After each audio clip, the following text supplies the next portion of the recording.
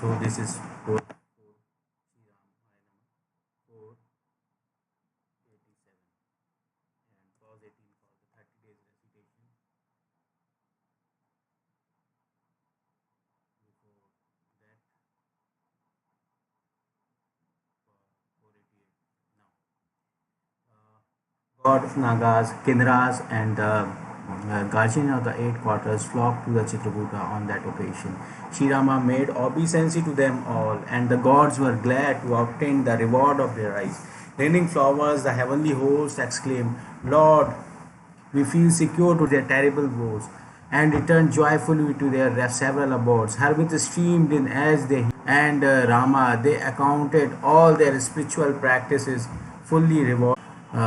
Dismiss the holy throng, honor the paying them due honor. The Lord dismiss the holy throng. Holy throng. Throng means, what do you mean by the throng? Throng. Holy throng. Holy throng. Throng means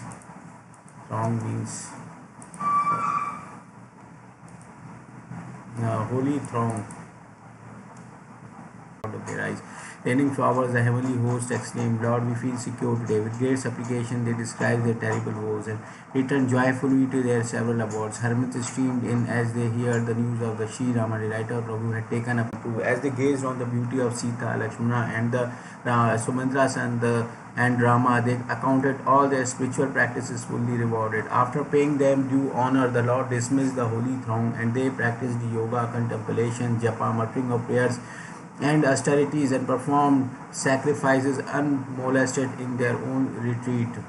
When the Kolas and Bhilas got their news, they felt as delighted as though the 9 heavenly treasures of Kubera had found their ways to their own house. During all the seasons, we will render all sort of services to you, keeping away elephants and the lions, serpents and the tigers. The deer dismissed by him, they bowed their head to him and departed. And discussing the virtues of the Lord, they returned to their respective homes. In this way, Sita and the two brothers lived in the forest, delighting the gods and hermits. Elephants, lions, monkeys, boars, and deers all sported together, free from enmity. Herds of deers were enraptured when they beheld the beauty of Sri Rama roaming about in the search of prey. All the forests of the god existing in the universe were filled with envy at the sight of the Sri Rama's forest. The heavenly river Ganga, Saraswati, the sun-born Yamuna, Narmada, the daughter of the Mount Makela, the blessed Godavari, and the various other lakes, seas, streams, and the rivers all extol the Mandakini, the eastern and the western hills from and behind which the sun is believed to emerge and disappears every morning and evening. Mount Kailasha, the abode of Lord Shiva, Mandara, Meru, all abode of gods, and mountains like the Himalayas, all sing praises of Chitrakuta. Glad was the deities presiding over the Vindhya range, whose delight was more than his heart could contain, to think that he had won such great renown without much exertion. Blessed and full of merit are all the birds and deers, creepers, trees, and the various species of herbage of Chitrakoot. So declared the gods day and night. Having beheld the chief of the Raghu line, those who have I attend the end of their life and were rid of the sorrow, whereas inanimated of Sri Rama. Object rejoice to touch of very dust of his feet and become eligible to attaining the highest state blessedness. The forest and hill where that ocean of the bliss Sri Rama took up his abode were naturally lovely, auspicious, and the holiest of the holy. How could it be possible to glorify them? The exquisite beauty of the forest where Sita, Lakshmana, and Sri Rama came and settled, taking leave of the ocean of milk and bidding adieu to Ayodhya, could not be described even by 100,000 sheshas, even with 1,000 pairs of the tongues. How then can I describe it at some length any more than a tortoise living in a puddle can lift Mount Mandara? Lakshmana waited upon Sri Rama in thoughts, words, and deed, and an amiability and devotion more than one could tell. Gazing on the feet of Sita and Rama every moment and conscious of their love for him, Lakshmana never recalled even a dream his younger brother Shatrughna, father, mother, or even his home. In Sri Rama's company, Sita lived a happy life, forgetting her town, Ayodhya, family, and home. Even watching a moon-like face of her beloved Lord, she was extremely glad, like the young of the Chatkora birds finding her lord's affection grow from day to day. She remained happy as a chakravaka bird during the day. Her mind was so enamored of the Sri Rama's feet that the forest appeared to her as dear as a thousand Ayodhyas. Here was the hut of leaves in the company of her most beloved lord, while fawn and the birds constituted her beloved family. The holy hermits appeared to her as her own father-in-law and their spouses as her mother-in-law, while her diet consisting of bulbs, roots and fruit tasted like ambrosia. Shared with her spouse, even the lovely litter of leaves delighted her as a hundred of the Cupid's own beds. Can the charm of the senses enjoyment even enchant her, whose very look confers the sovereignty of sphere? Fixing their thoughts on Sri Rama, his devotees spurn the pleasure of sense as worth no more than piece of the straw. It is no wonder then the seas of the Sita, Sri Rama's beloved consort and mother of the universe. The Lord of Raghu would do and say only that which would please Sita and Lakshmana. He would narrate old legends and the stories to which Lakshmana and the Sita would listen with great delight. Every time Sri Rama thought of the Vidya, his eyes filled with tears. The gracious Lord becomes sad when he recalled his father and the mother, his family and the brother, and particularly the affection and humility and devotion of the Bharata. But he recovered himself when he realized that the time was unpropitious. Perceiving this, Sita and Lakshmana felt distress as the shadow of the man behaved just like him. When he saw the condition of his beloved consort and his brother Lakshmana, the self-possessed and compassionate Rama, the writer of Raghu and the soother of his devotees' heart, began to narrate some sacred legends, sharing with Lakshmana and the Sita felt relieved. Accompanied by Lakshmana and the Sita, Sri Rama alone is in his hut of leaves, even as Indra, who dwells in the Amravati with his spouse Sachi and his sons Jayanta.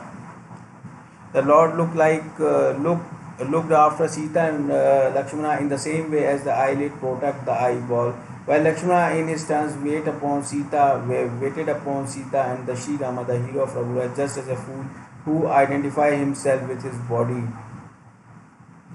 tend his own body. In this way, the Lord, who was as friendly to birds and fond as to gods and the ascetics, lived happily in the forest. Thus have I told the delightful story of Sri Rama's journey to the woods. Now hear how Sumantra reached Ayodhya. When the Nishada chief returned after escorting the Lord, he saw the minister Sumantra with the carrot. The minister was distressed to see the Nishada chief. Words fail to describe the agony which she felt at the moment. Crying out Rama, Rama, Sita, Lakshmana, he Sumantra dropped on the ground utterly helpless, while the horses kept looking on the south and neighed. They were as restless as birds shorn of their wings. They would neither eat grass nor drink water, while their eyes kept shedding tears. The whole party of Nishada was distressed to see the horses of Sri Rama, the chief of the Raghu line. Then recovering himself, the Nishada said, Sumantra, cease sorrowing now. You are a man of the wisdom and a knower of the highest truth. Therefore, compose yourself, realizing that fate is unpropitious to you. Narrating various legends in soft accent, he took him by force and seated him in the carrot. But overpowered by grief, he could not drive the carrot. The agony of separation from Rama, the chief of Raghu line, was severe in his heart. The horse would not move along the road. They were getting fidgetly. It seemed as if the wild animal has caught and put in harness. They would topple down and turn to look behind, torn away from Rama and the smarting with deep anguish. Shri Rama, Shri Rama, Shri Rama, Shri Rama, Shri Rama. In anyone mentioned the name of the Rama, Lakshmana or Sita, Janka's daughter, they would start neighing and regard him with love. How could anyone describe the anguish of the separation the horse felt? They were as restless as a snake robbed of its gems. The Nishada was overcome with grief as he beheld the ministers and his horses. He then called for trusted grooms and sent them with a carrot Sumantra. Seeing of the carrot, Goha returned the agony of his separation was too deep for words, and the Nishada grove of the Ayodhya plunged in sorrows every moment. Agitated and stricken with grief, Sumantra lamented, accused his life without the hero of Raghu race.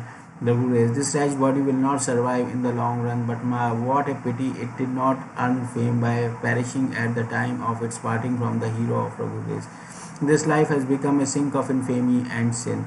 I wonder what prevents it from departing, as this vile soul has missed its chance. Oh, that my heart does not break in twain even now.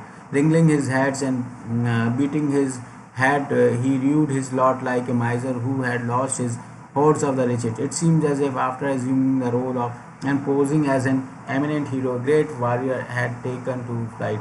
The minister gave himself up to grief like a discreet Brahmins of the noble descent who thought well versed in the Vedas and esteemed by the virtuous has been deluded into drinking. The minister felt in his heart agony as terrible as of the virtuous and the discreet lady of the high birth who is devoted to her lord in thoughts, words, and deeds, and who is compelled by evil destiny to live apart from her husband. His eyes were full of tears and lacking in visions. His ear deep and his mind was agitated and confused. Nay, his lips were getting dry and his tongue has cleaved to the palate. Yet his life breath did not depart. The term of the exile serving as a door to prevent its departure from his heart. He had turned pale and repelled the sight as if he had murdered his own father and mother. Great was the despondency which preyed upon his mind as a result of the loss he had just suffered. He looked like a sinner mourning while on his way to the abode of the death. Words failed him and he lamented within himself, "What shall I see on reaching Ayodhya? Whoever shall find the carrot devoid of Rama will shun my sight.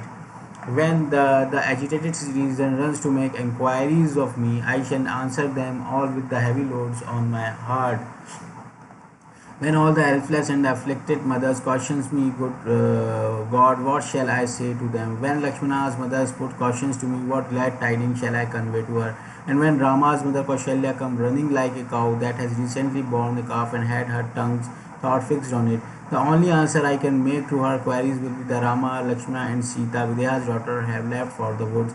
Whosoever questioned me must be answered. This is the treat I shall have on reaching Ayodhya. Again, when the king, who is oppressed by grief and whose life hangs on Rama, put questions to me, with what face shall I tell him in reply that having safely escorted the prince I have come back?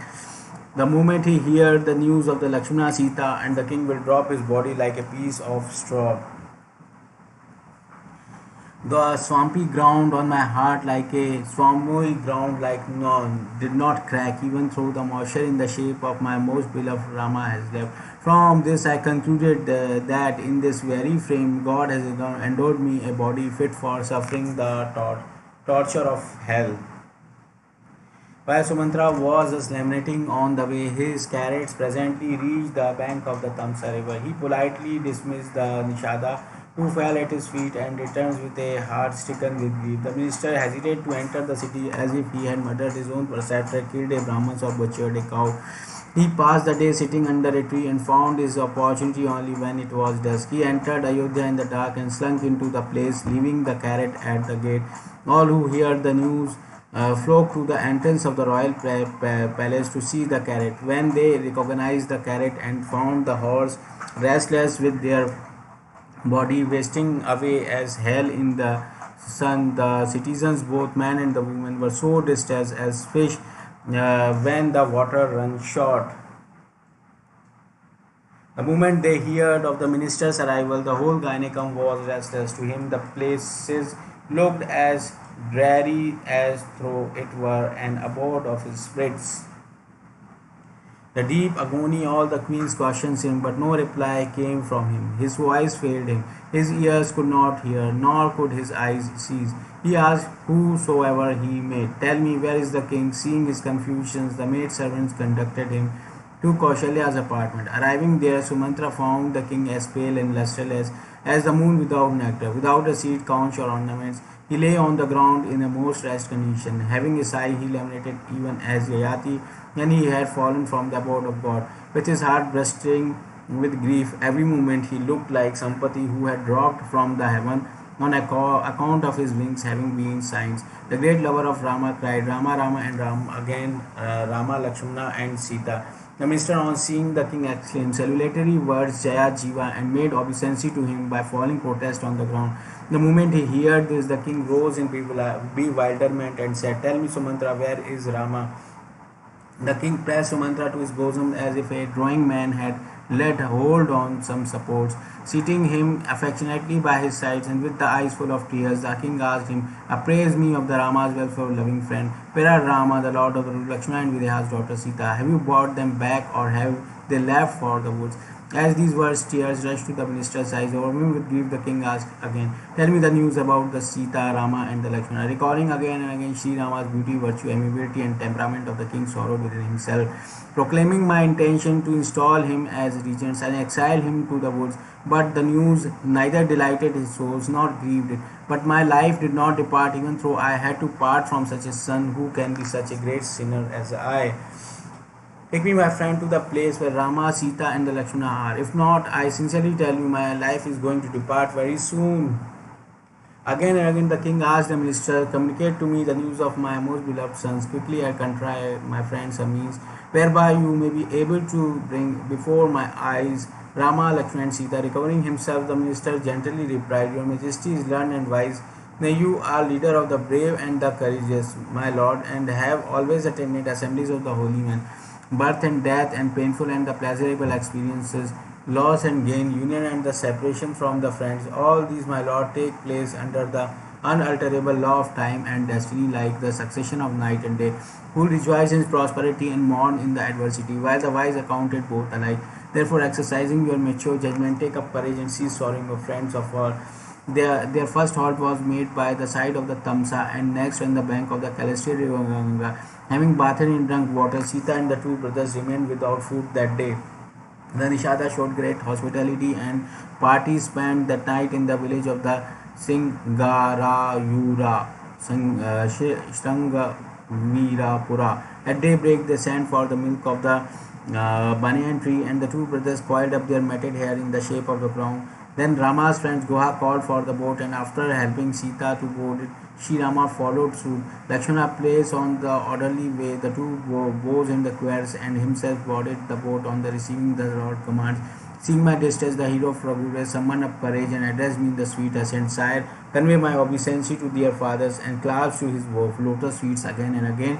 Then falling at his feet, submit to him, thus, "Father, be not worried on my account. By your grace and the goodwill and as a reward of your meritorious acts, my journey to the sojourn in my wood will be the happy and full of blessings.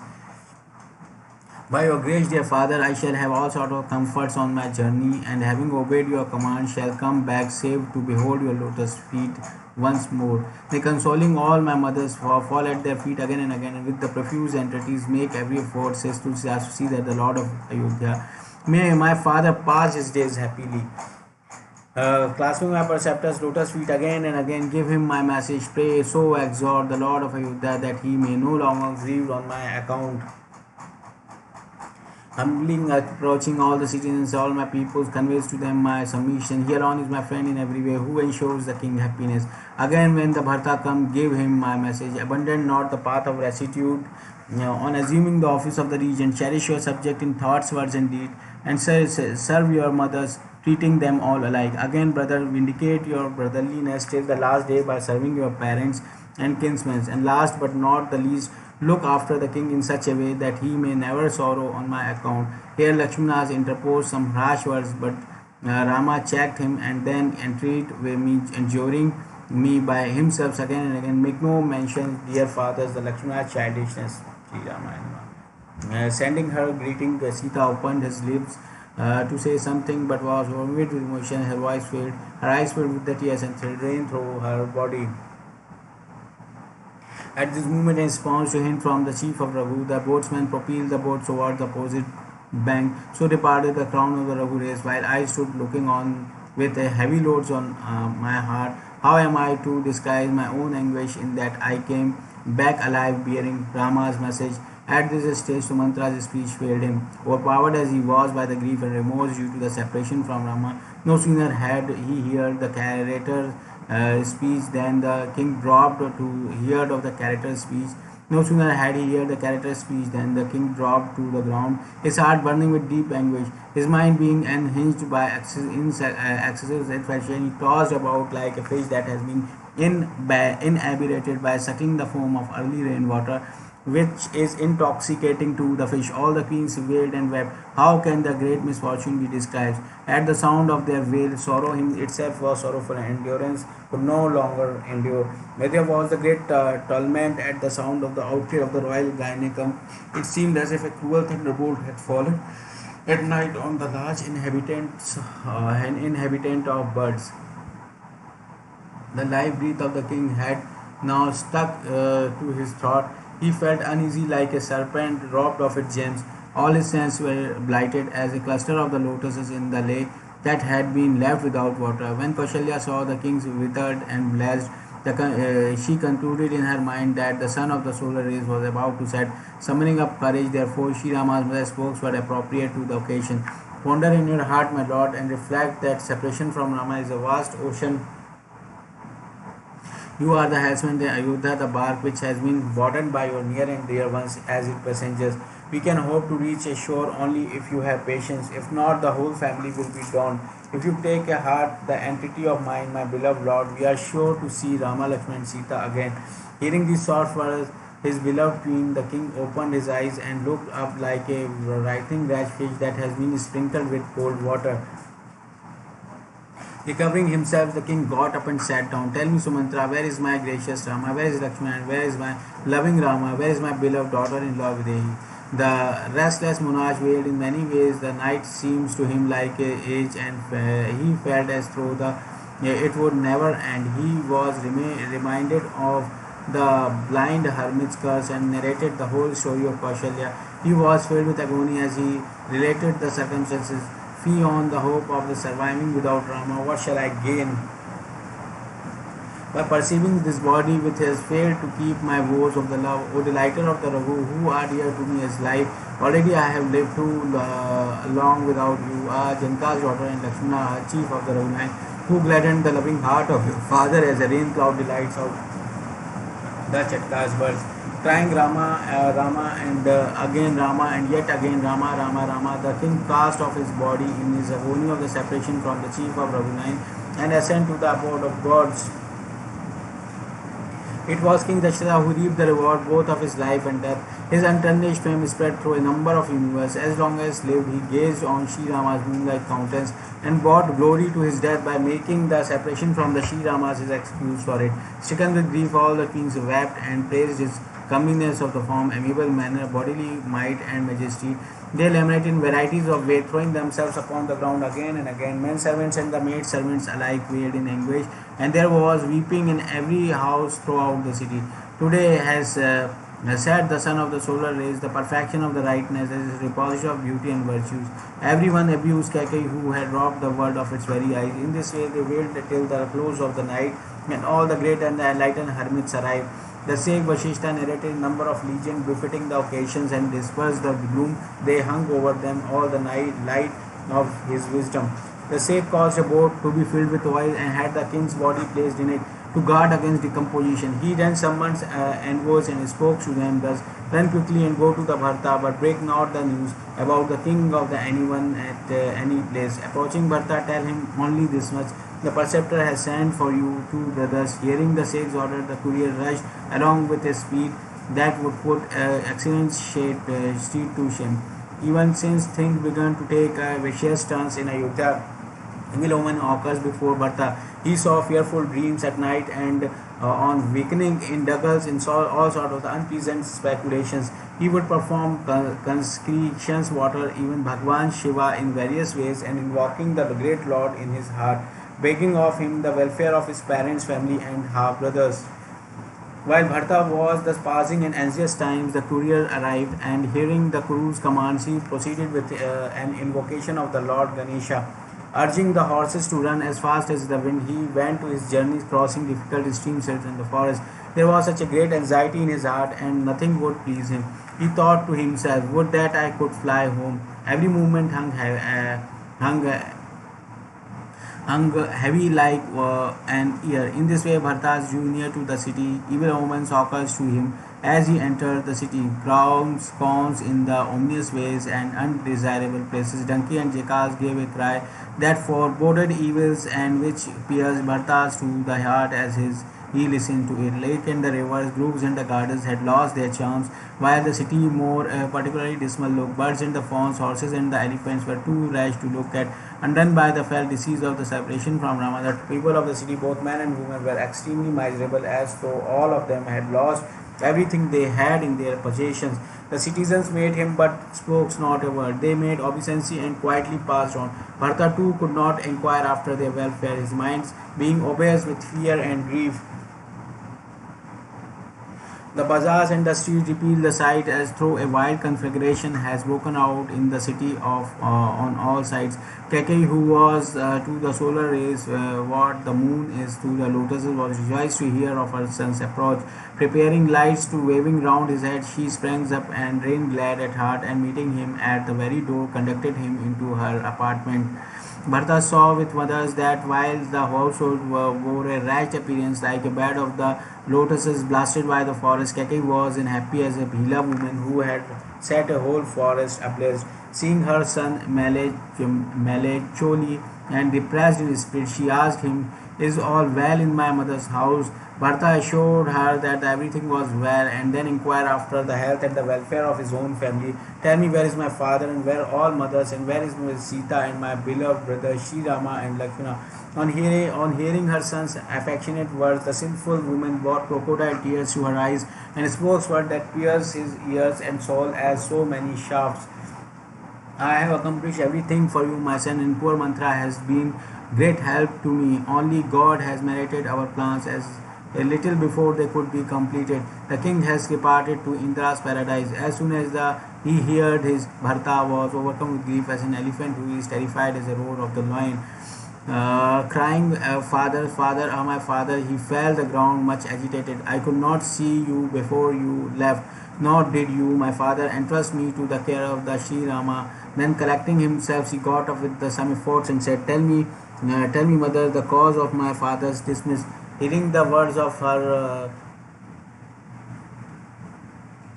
son, she replied as one who had cut a vital part and inserted poison into it. With a glad heart, the cruel and the wicked woman recounted from the very beginning all that she has done. Hearing of the Sri Rama's exile to the forest, Bharata forgot their father's death, and realizing in his heart that he was at the root of if he remained mute and stupefied. Observing his son's distress, she comforted him like one who applied salt to a burn. "The king, my son, is not lived for lamentation. He not only reaped a rich harvest of merits and renown, but enjoyed life also. During his lifetime, he obtained all the rewards of the human existence, and in the end ascends to the abode of the Indra, the Lord of Immortals, wandering the sea, sorrowing, and ruled the kingdom with all its limbs, such as the army, the exchequers, the minister, and so on." The prince was utterly dismissed to hear these words, as though a fast feasting sword has been touched by the live coal. Recovering himself, he heaved a deep sigh and said, "O wicked woman, you have brought complete ruin to our family. If you bore such deep malice, why did you not kill me as soon as I was born? Cutting down the tree, you have watered a leaf, and you have drained the pond for keeping the fish alive. Claiming my descent from the sun god with King Dashratha for my fathers and Rama and the Lakshmana for my brother, I have had your mother for my mother, who is the powerless against your providence. The movement of malicious movements, you contrive this evil design in your mind.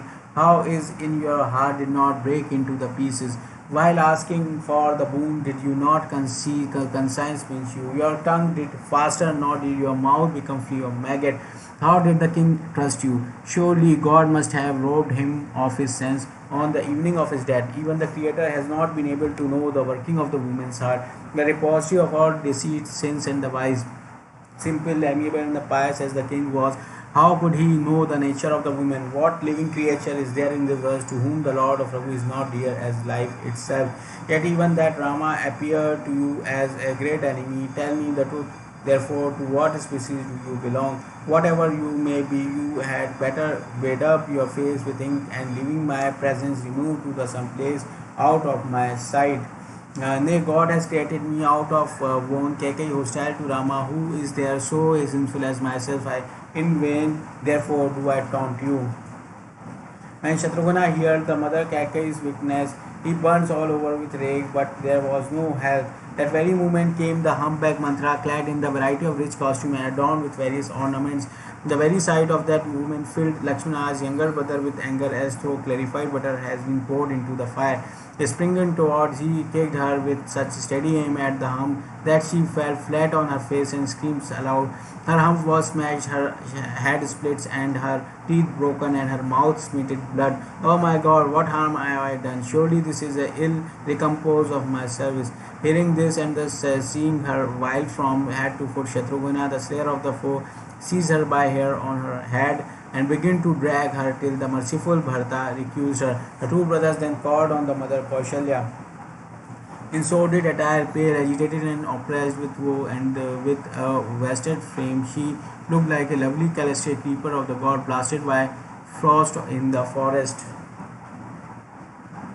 When Mother Kaushalya saw Bharata, she sprang up and ran to meet him, but she felt giddy and dropped unconscious on the ground. Bharata was deeply moved to see her plight and threw himself at her feet, forgetting the condition of his own body. Mother, show me my father. Where is Sita and the two brothers, ShriRama and the Lakshmana? Why was Kaikeyi born in this world at all? And if born, why did she not remain barren instead of bearing me, a blot on my family, a very sin of infamy and an enemy of the near and the dear ones? Who is in this tree so wretched as I? On whose accounts, mother, you have been reduced to such a plight? My father is in heaven, and ShriRama, the chief of Raghu line, is in wood. It is I who, like a shooting star, am responsible for the whole trouble. Woe be to me, who have proved to be for my family a very fire among the bamboos and victims of terrible agony, suffering, and censure.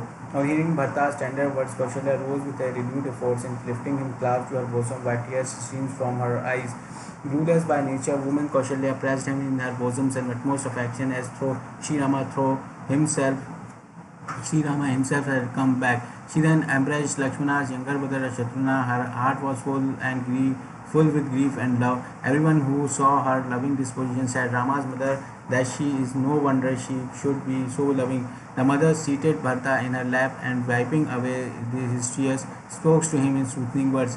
I adjure you, my child, to compose yourself even now, knowing this to be an unpropitious time, sorrow no more. Take not to heart the loss we have sustained and feel no remorse for it, remembering that the course of time and fate is unalterable. Do not blame anyone, my son. It is Providence that has turned hostile to me in every way, and when he makes me survive even under such trying circumstances, who knows what may he be his pleasure and regard to me even now.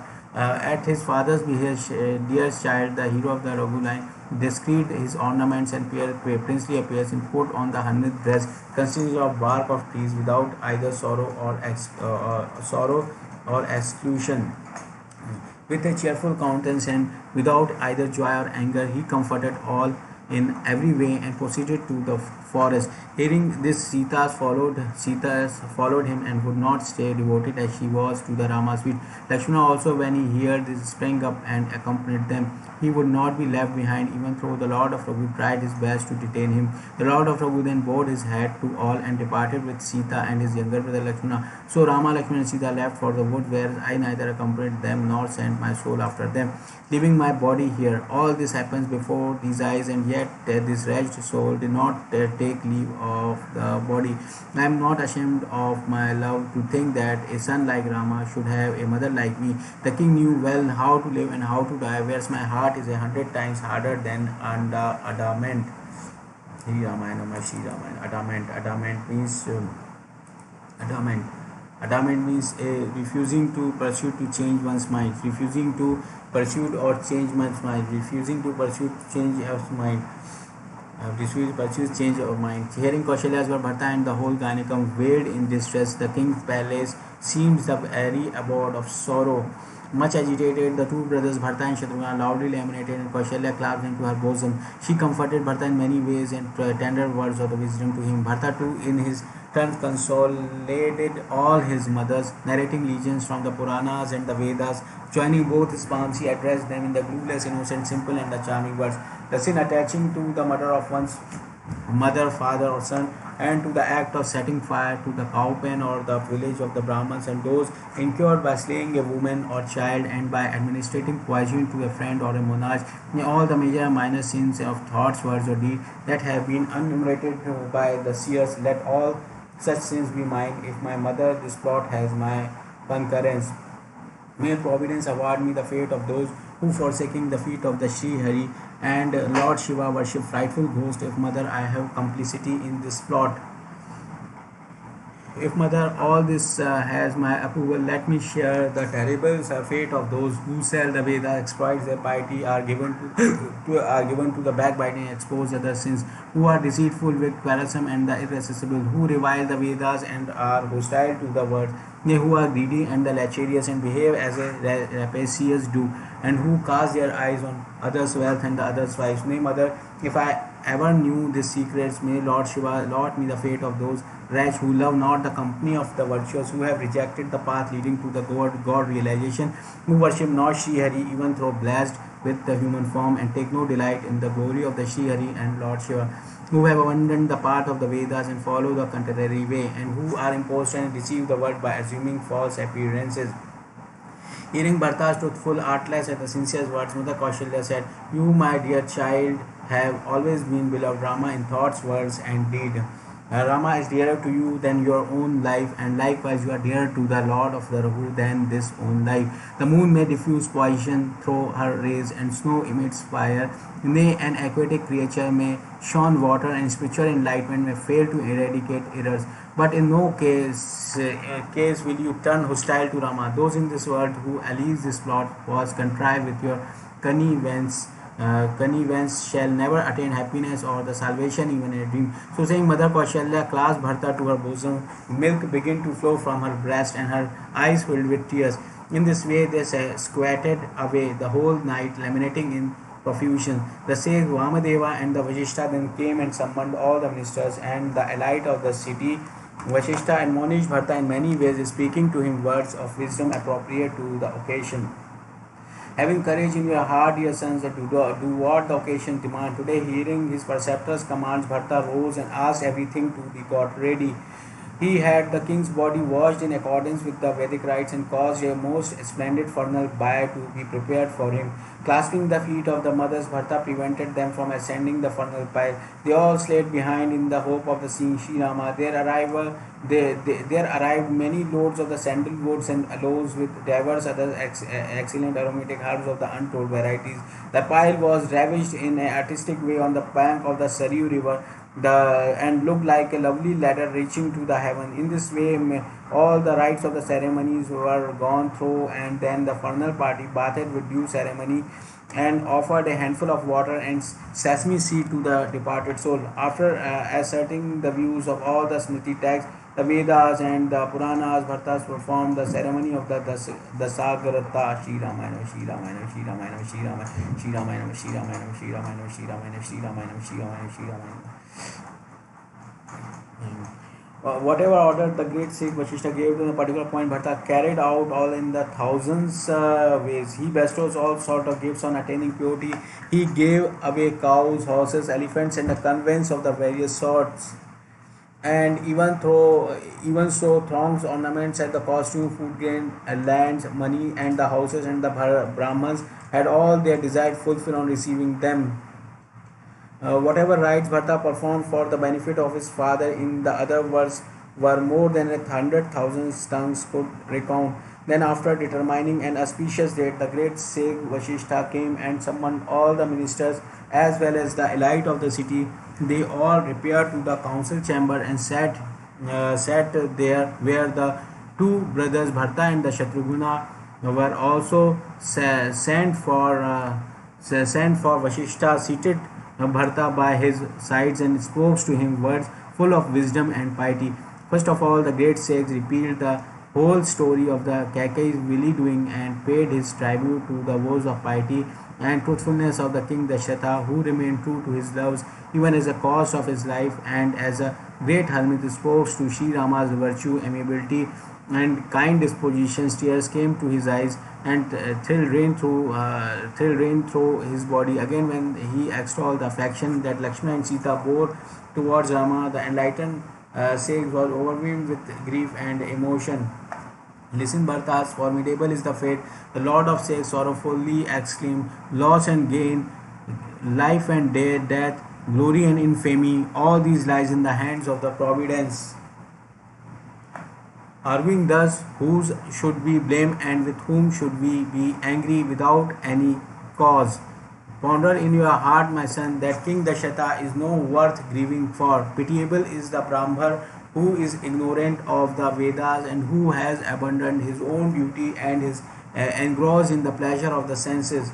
Uh, who engrossed in the pleasure of the senses. Pitiable is the king who has no knowledge of polity and who does not love his people as his own life.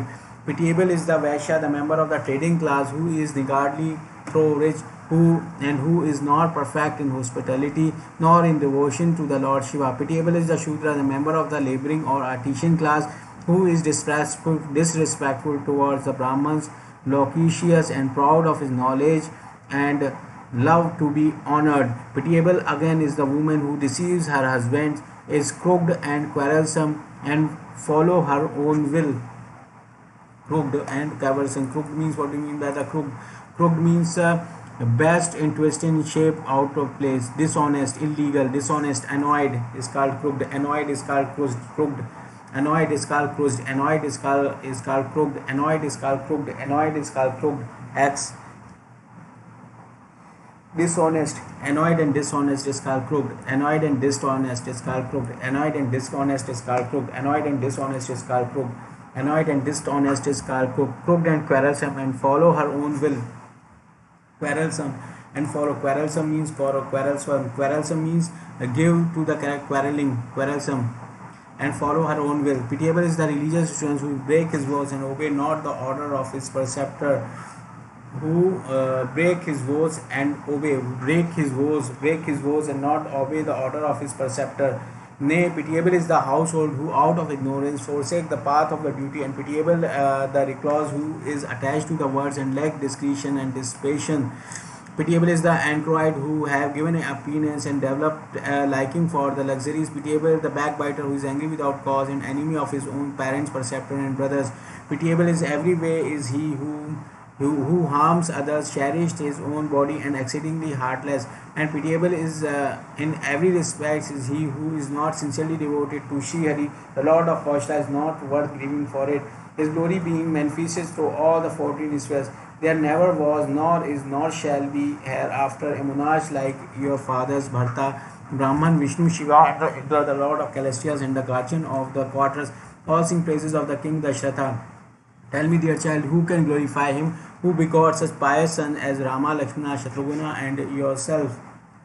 The king was blessed in every way. It is now no use mourning for him. Hearing and realizing this sorrow no more, and reverently obey the king's commands, the king who has bestowed the kingship on you. It behove you, therefore, to redeem the words of your fathers, who abandoned Rama for the sake of his words and quitted his body in his anguish of separation from Rama, the king. Shri Ramayana.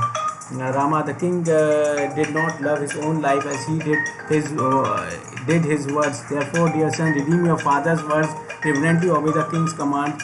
This will do you good in every way. Parshuram executed the command of his father and killed his own mother. The whole world will bring testimony to this fact. Yati's sons exchanged his own youth for his old age of his fathers and incurred no sin to blame because he did so in obedience of his father's command. Those who cherish their father's words, minding not whether it is reasonable or otherwise, attain happiness and fair renown, and dwell in the abode of Indra, the Lord of immortals.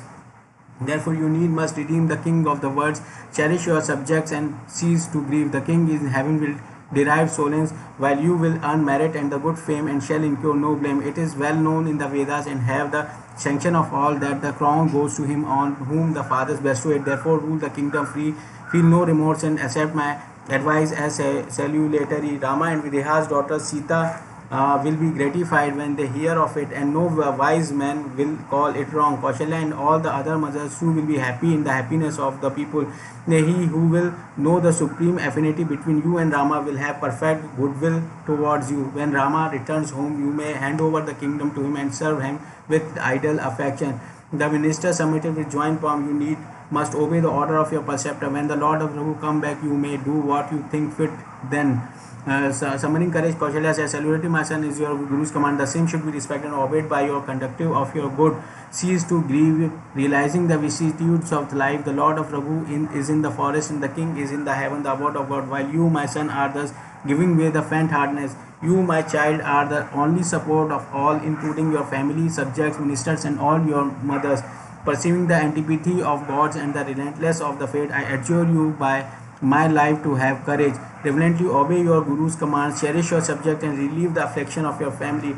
Bharata listened to the advice of his preceptor and the minister appeal, endorsing the same, which were as soothing in his heart as sandal paste. He further heard the mother's soft word imbued with the nectar of amiability, affection, and glowlessness.